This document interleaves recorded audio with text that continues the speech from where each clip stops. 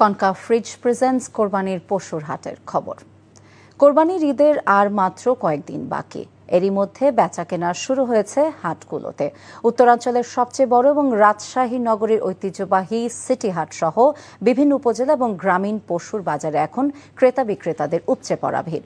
জেলার বিভিন্ন প্রান্ত থেকে ক্রেতা ও ব্যাপারীরা গরু কিনতে আসছে সিটি হাটে। তবে ক্রেতারা বলছেন গত বছরের চেয়ে বেশি দাম চাচ্ছে বিক্রেতারা। এদিকে কোরবানির ঈদকে সামনে রেখে জমে উঠতে শুরু করেছে পাবনার পশুর হাট। কিন্তু এবার পাবনায় চাহিদার চেয়ে পশুর সরবরাহ প্রায় দ্বিগুণ হওয়ায় তুলনামূলক দাম কম। ক্রেতা বিক্রেতাদের উপচে পড়া ভিড়। জেলার বিভিন্ন প্রান্ত থেকে ক্রেতা ও ব্যাপারীরা গরু কিনতে আসছে সিটি হাটে। তবে ক্রেতারা বলছেন গত বছরের চেয়ে বেশি দাম চাচ্ছে বিক্রেতারা। এদিকে কোরবানির ঈদকে সামনে রেখে জমে উঠতে শুরু করেছে পাবনার পশুর হাট। কিন্তু এবার পাবনায় চাহিদার চেয়ে পশুর সরবরাহ প্রায় দ্বিগুণ হওয়ায় তুলনামূলক দাম